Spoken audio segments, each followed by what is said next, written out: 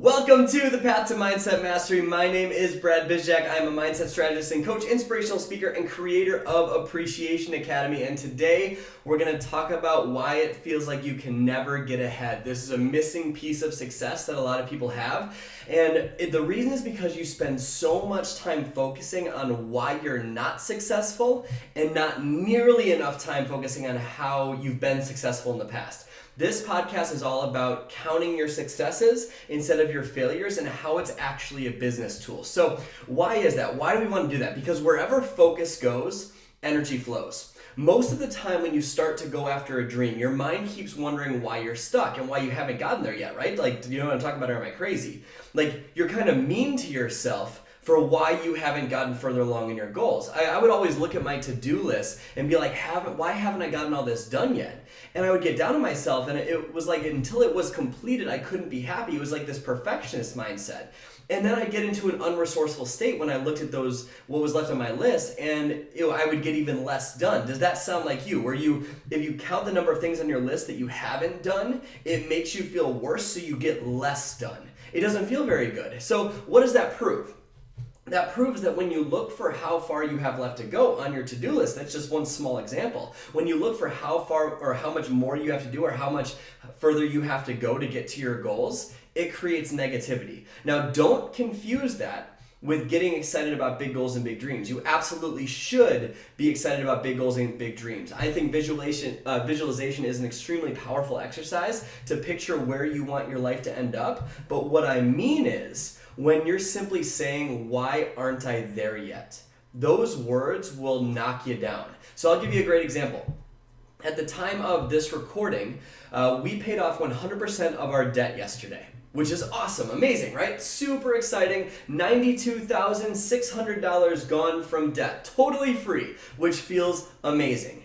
And it's everything we visualized and more. It was one of the most incredible feelings ever, but it didn't start feeling that way.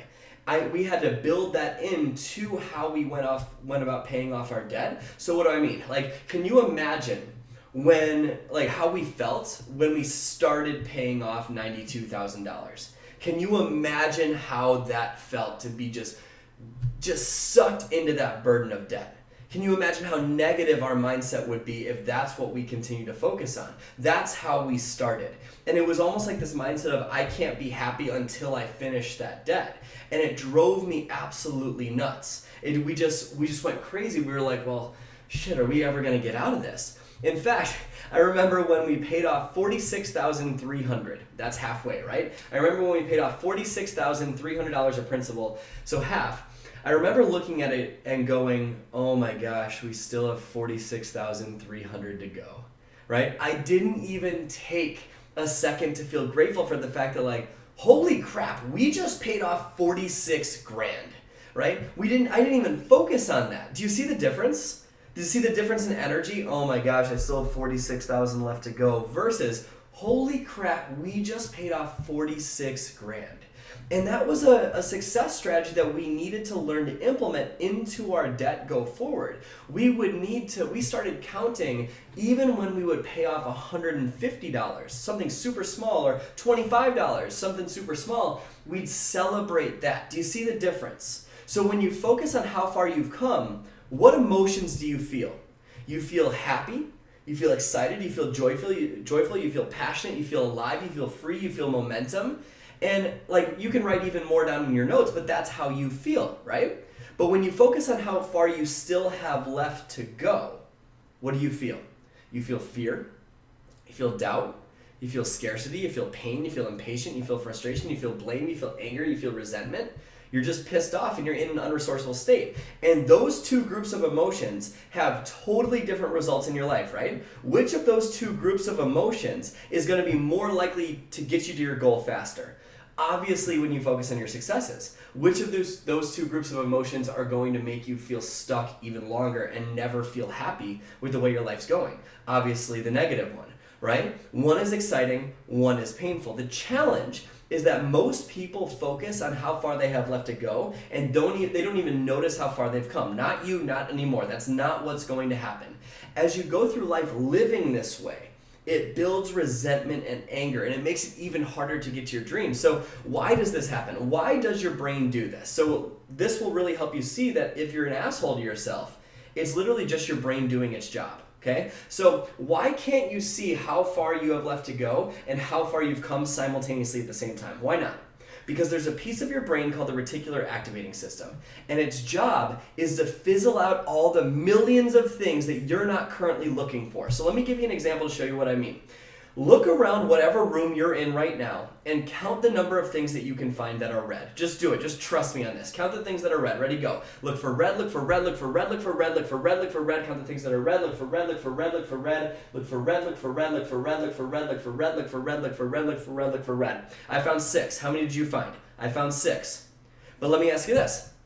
How many things did you find that were blue when you did that exercise? How many things did you actually find that were blue? Probably none. Why? Because you weren't looking for it. But check this out and just trust me on this. Look around the room for everything you can find that's blue. Ready, go. Look for blue, look for blue, look for blue, look for blue, look for blue, look for blue, look for blue, look for blue, look for blue, look for blue, look for blue, look for blue, look for blue. I found 7. I found 7 things that were blue. I did not find any of those that were before. So that's how your brain works. Do you notice that? Isn't that pretty crazy? Like, when you focus on red, you didn't even notice blue, and when you focus on blue, you didn't even notice red. That's your reticular activating system doing its job. If you've ever been in the market for a car, and the second you decide you want to buy a 2017 Ford Fusion or whatever it is, you see that car everywhere. The reason is because that's what you're looking for. Right? So when you focus on what you don't want, meaning how far you have left to go, that's doubt, that's skepticism, that's pain.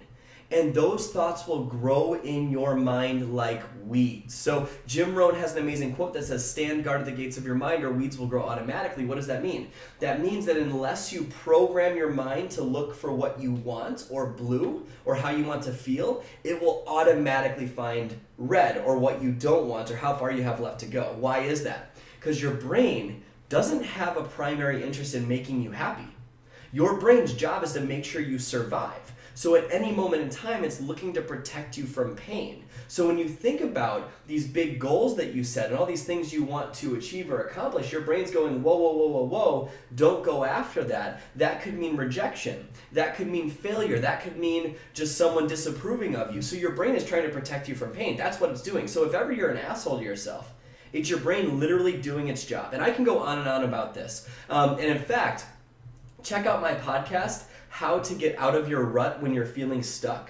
That episode will explain much further detail of what I just explained with the brain and how it works, and it will teach you how to rewire your negative thinking in detail. So listen to that episode after this, but that will explain how to get rid of that negative self-talk. But my point with all of this is simply that when you focus on how far you have left to go, you won't even notice how far you've come. So when you look for how far you've left to go, that's red, you won't even notice blue, right? You won't notice how far you've come. Your brain doesn't look for both simultaneously. Does this make sense? Does this make sense? So there are 4 things you can do to break through this. And this doesn't even include the podcast episode that I just talked about. There are 4 things you can do to break through this. Number 1, every night before bed, stop thinking of all the shit you didn't do and start making a list of everything you did. In fact, to-do lists suck up your time. To-do lists will just eat you alive. And I'll do another podcast about that, actually. It's a good point that I just came up with. I'm going to do another podcast about to-do lists and blocking your time instead of just writing out a to-do list. But for now, just know that to-do lists will eat you alive if you have the wrong focus. So you're going to create a crushed it list.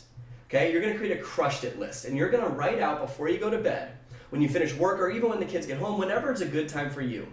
Like, don't look at what you haven't completed. You're going to look at what you have completed. You're going to write down all the things you did complete that day. I encourage you to start a success journal. Count your successes every night before bed or every day when you finish work. Journal all the things that did go well that day, the things that you did accomplish, the effort you did put in. And that could be something even super small, like I brushed my teeth today. Right? Even if it's just one thing, write down something that led you towards your goals and be grateful that you did that. Do you see the difference in energy between focusing on that and focusing on what you didn't accomplish that day? How are you going to go to bed differently? How are you going to wake up differently? That's number one. Number two is you're going to count all the wins of your life, just over one weekend sometime. You're going to count all the wins of your life, okay? So this is how you feel amazing instantly. You go back through your life and you look at what you have accomplished. We're so focused on what's next that we forget to give ourselves a pat on the back for what we've already done. And here's the thing. There are hundreds of things. You can, like I said, you can even count brushing your teeth. You can count graduating from high school, graduating from college, whatever it is. Having your first kid, it doesn't matter. Getting married, anything. Write down all of your wins of your life. Just start as early as you can and write down all the wins you've had for your entire life. Do you think if you do that, you'd feel more confident or less confident to create more wins? Way more confident. And when you feel way more confident to create more wins, what happens? You create more wins because that's what you focus on. Blue, that's what you focus on. So wherever focus goes, energy flows. So if you focus on how many wins you've had, you find a way to create more. Does that make sense? So create just a success journal of all the wins you've had in your entire life. It'll take you a couple days. It'll be really cool. Okay? That's number two. Number three, count the productive years of your life that remain. So what do I mean by this? Have you ever heard the cliche that patience is a virtue? So why is that a thing? Because if you consistently are impatient for your dreams, you're actually making them take longer to achieve. They're going to take longer. If you're impatient, it's kind of like watching a pot boil, right? It just feels like it's taking longer. And in fact, it will take longer. It'll take way more years if you're impatient for your dreams because you're pushing away the lesson that would get you there faster. For so many people, they think that it's taking so long to achieve their goals. They want it right now. They want the financial freedom right now. So an exercise that I have my clients do in my Program Appreciation Academy to learn to chill out is called a productive years exercise. So what does that mean?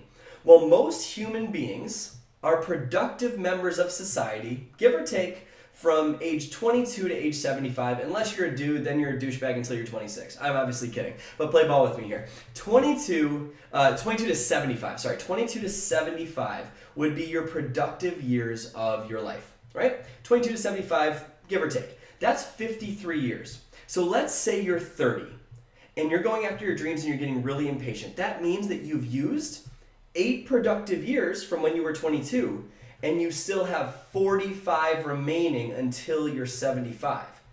Isn't that insane? 45 years remaining if you're 30 to be a productive member of society. You've got time, so chill. Let's say you're 40. If you're 40 years old, having this big midlife crisis about how everything's done, you're too old to start that business, all that stuff. If you're 40 years old, that means you've used 18 productive years and you have 35 remaining. 35. Way more than half. Isn't that insane? Let's say you're 50. That means you've used 28 years and you still have 25 remaining. You're barely crossed the middle mark. And what if you're 60? You've used 38 years and you still have 15 remaining. And even if you're 70 and you've used 48 productive years of your life, you still have 5 remaining. Now that might not seem like a lot, but think about, for example, Colonel Sanders, who started Kentucky Fried Chicken in his 80s. Think about that for a second. Think of what can be possible in 5 years. 5 years ago, I was overdrafting my bank account almost every other week. I was $92,000 in debt. I was not married. I didn't have a business. I was getting sick of a corporate job that I disliked. Nothing wrong with corporate. I just didn't like mine. Janice and I were doing long distance, and there was no end in sight to that. We just started talking about, I guess there was an end in sight to it. We just started talking about moving into Louisville, Kentucky together. That's where we were 5 years ago. But my point is simply this. You can do a lot of crap in 5 years. So you've got time. There's a difference between impatience and urgency. Go after your dreams with urgency, but be patient as you go and realize that it's gonna be okay. So that's number 3. And finally, number 4, recognize how far you've come. A way to do this is, have you ever taken a second to look at where your life was 5 years ago, just like I did a minute ago? So where was your relationship 5 years ago? Where was it? Where was your love life 5 years ago and where is it now? Where was your career 5 years ago? Where is it now? Where were you in terms of personal growth and development 5 years ago? Where are you now? Where were you in terms of finances 5 years ago? Where are you now? Right? I think about my life. Holy cow, that's super different. What about your emotional health? Where were you 5 years ago? Where are you now? What about your physical health? Where were you 5 years ago? Where are you now? In fact, that's a homework coming out of this podcast. Write down in vivid detail where every area of your life was 5 years ago, and then write out where it is now. So you'll see how far you've already come in those last 5 years. So if you're thinking about what the next 5 years are going to be like, because you're focusing on how far you've come, it's actually going to be more successful than it was before. And that's insane to think about, right? So think about how far you've already come. It's incredible. And when you focus on that, you'll realize that you're going to be able to create more success faster go forward. So stop counting your failures. Count your successes. Stop hating what's incomplete on your to-do list and start loving what you have accomplished. Stop looking for how far you have left to go and look at how far you've come. It is a game changer because instead of being crippled by fear and doubt and panic and impatience and resentment and frustration, you're beyond excited, you're passionate, loving, motivated, inspired to create more. This is a success tool, my friend. If you use this, you'll have more confidence behind the action towards your dreams than ever before because you're focused on what's beautiful instead of what sucks. You look for blue instead of red. And you logically know this, right? Like you know to do this. You've heard cliches about it so many times. But if you logically know this, but you don't know how to break through it, then get help. Invest in that course, invest in that coach. Whether it's through my program Appreciation Academy or through another mindset expert, invest in someone you connect with. You will turn, I promise you, you will turn decades into days by investing money and time into someone that's done it before. The main reason I am where I am is because I invested thousands of dollars and hundreds of hours into learning from people that have gone before me. So whether that's through me or Appreciation Academy or through another personal growth expert, invest in your growth. It is costing you more if you don't. Does that make sense? Thank you so much for your time today. Thank you for tuning in. Start counting those successes. I appreciate you for being part of the Path to Mindset Mastery so much. I do not take your time for granted, and I hope you got something valuable out of today's episode. My name is Brad Bizjack, and I will see you next week.